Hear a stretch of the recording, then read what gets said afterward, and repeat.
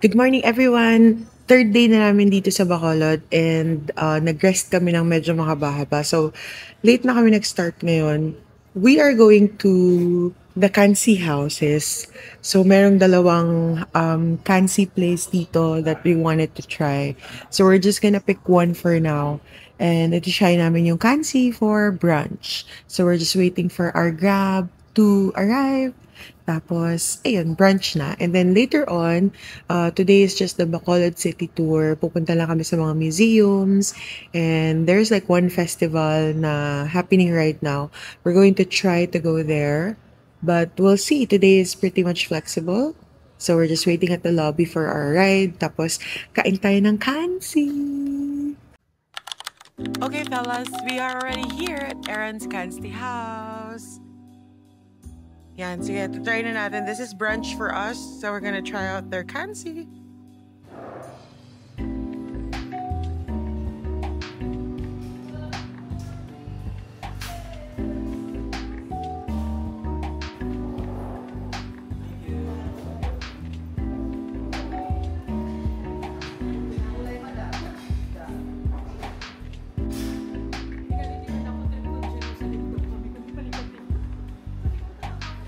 Meron din silang mga...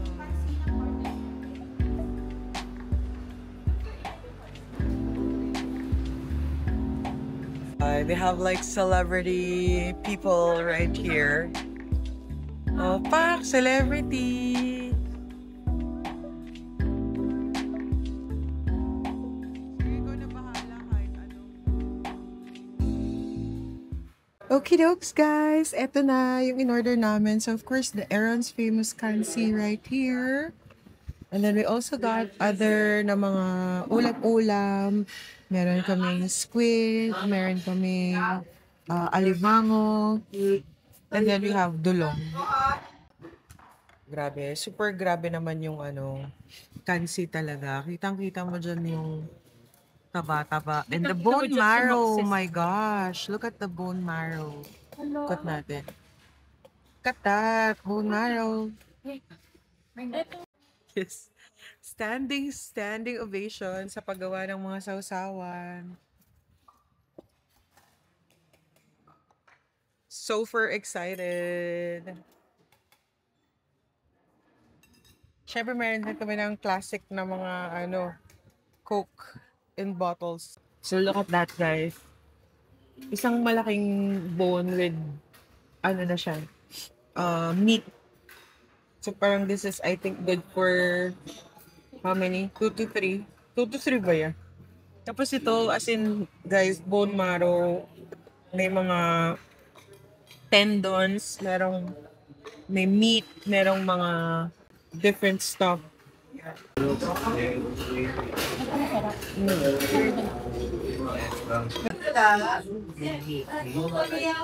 The puset is also very good. Maganda yung pagkaka-adobo niya. Hindi ganun kaasim. Sakto, sakto. And then masarap din tong crab. And also the dulong.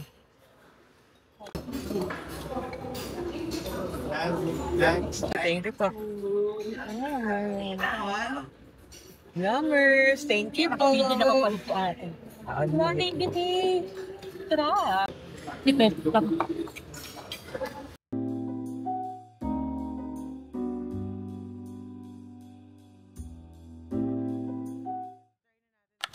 Yes, dessert time. This time we are at Felicia's.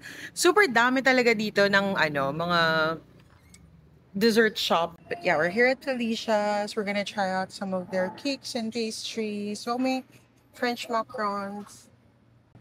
So this is the specialty of the house. Morning po! And then they also have some cake slices. And yeah, French macarons. Sige, wait lang. Pumuesto na agad yung dalawa dun. Ayan, so ito yung mga specialty nila. Ensaymada. So I'm gonna try this out kasi ito yung bestseller nila and their specialty.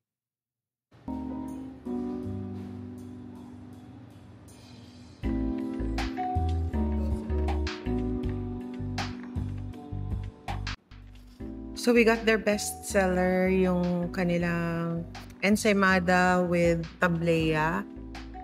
So yan, we're gonna try that out. And then, bumili rin tayo ng dulce de leche cake and si Gabi yung Felicia's chocolate cake. And then, meron ding drink. White chocolate mocha? Yeah. And I also got brewed coffee. Dessert time.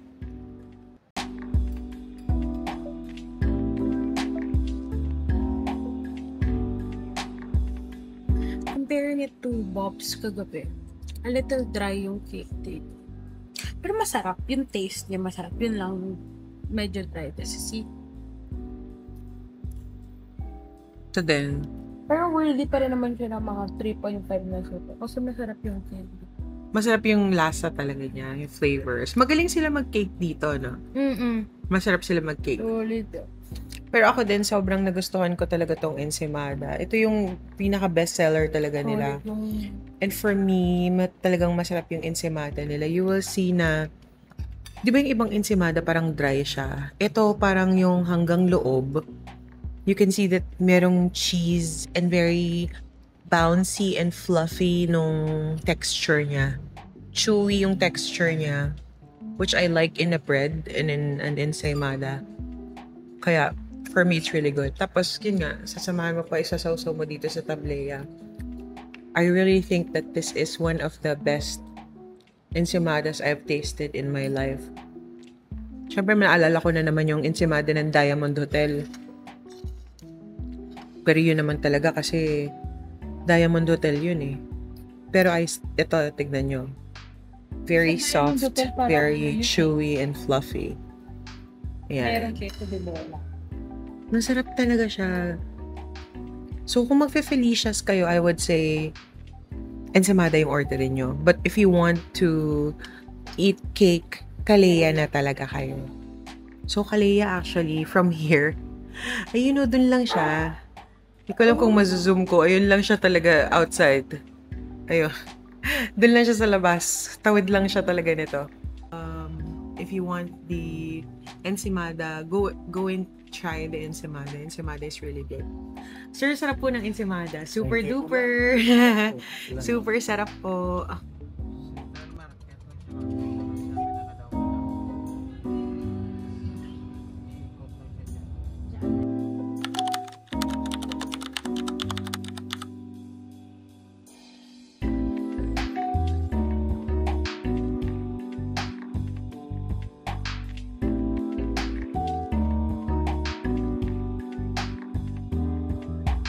Exam and study yung peach. And green also, Gab.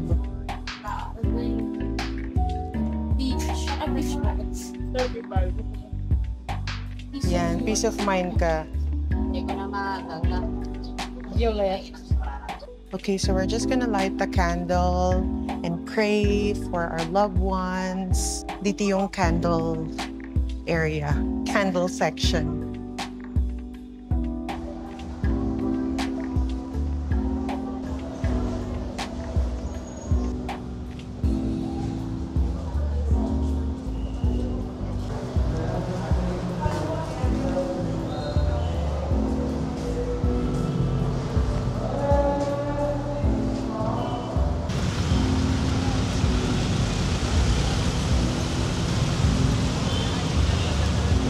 We are done. We are done here. So, ito yung parang pinaka, this is Sunset Spectre, right here. Tapos, in front, yung parang plaza nila. Naghihintay lang kami for Sir to pick us up to go to our next destination. Ayan. Oo, tapos yun na yung SM. Banda doon sa unahan. Okie dokie folks, we are here at Negros Museum. This is our first museum stop for today. I think meron pa kami ibang mga museums na i-explore for today. Yeah, first stop in Negros Museum. So this is the Negros Museum. Let's go inside.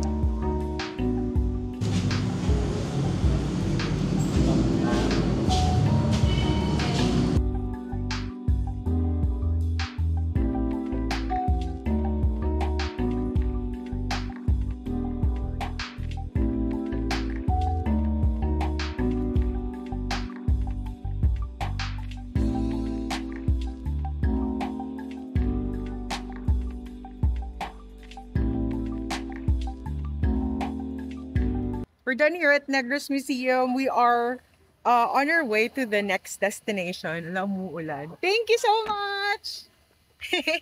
Dinner kami ni Sir, na-intern.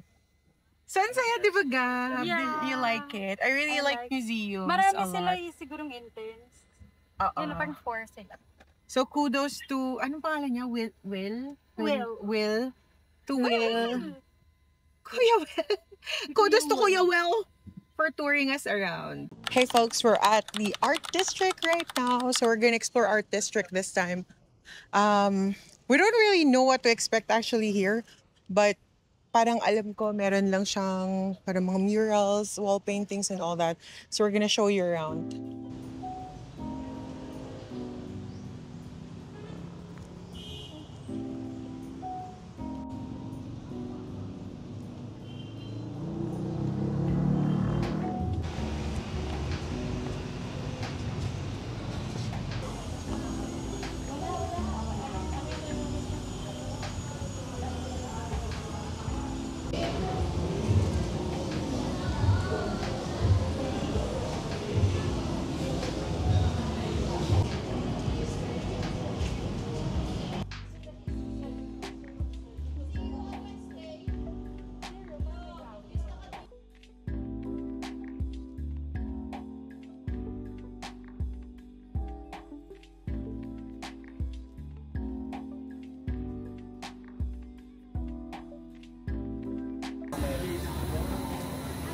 A lot of murals around. Tapos they have cafes here. Ano food? Oh, so unlimited samgyupsal. So there are a lot of cute murals dun sa ibabaw. They have a flying horse. Gabi, oh, kamukha mo. Ganun ka? Yan.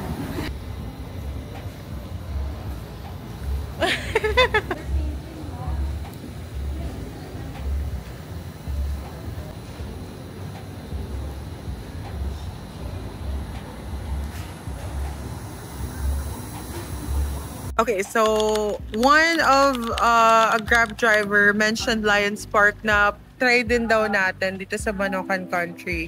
So we're gonna try it today. Hi Kuya. Thank you for grilling. Thank you for grilling. Ayan, nandito na sila ate. So nakapwesto na kami dito. 2 pecho, 1 paa, chorizo 2. Nagtansi kami, gusto mo? Yes! Order whatever. Char! Patikulod. 1. At saka atay. Isa lang din. Sa pundo. So ito yung isang whole stretch ulit na natandaan nyo the first time we were here, nandun kami sa may pinakadulo, dun yung Aidas. Tapos ito naman sa pinakadulo dito, the Lions, ano't pangalan ito? Lions Den? Lions Park! Not Lions Den? What? Okay guys, so andito na kami sa Lions Park.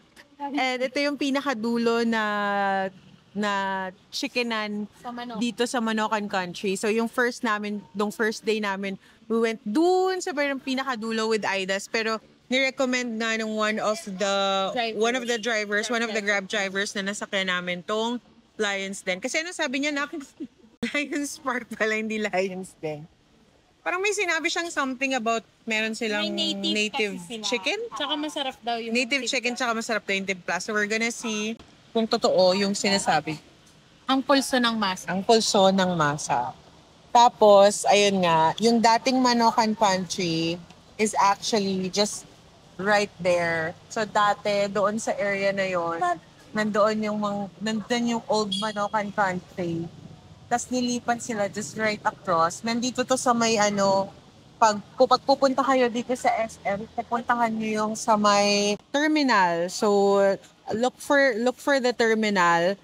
Doon kayo mag-pin and then nandun yung Manokan Country. I mean, you won't miss it because mausok eh. Mausok eh. You won't miss it. Pag nakita nyo na mausok, ayun na yun. So yun, excited na ako.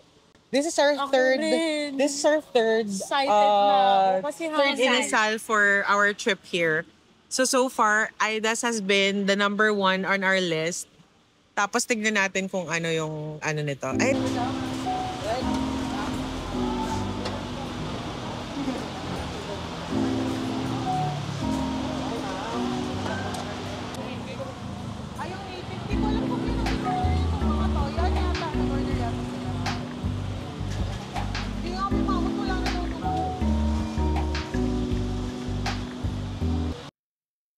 Yan, batuan. Ganyan ano. I think Kuya, so. pwede ko. Ito ba yun, sir, yung papaasim? Opo ma. Pero maliit. Tama. Sino sinasabi ni Nestle kahapon? So, when you eat the rice, you put the chicken oil and asin din. You have to put a little asin. Oh.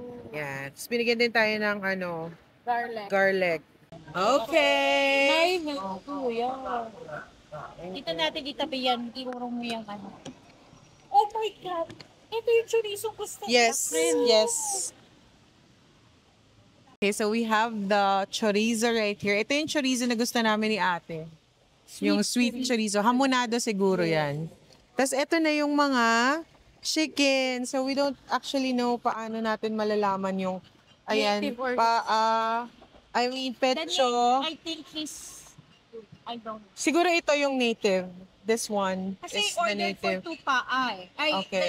Whatever. Basta we have chicken, tas skin. Then we have batikolon, pecho, and I don't know what else. But yeah, chicken please, skin we're to. gonna eat. Bye, guys.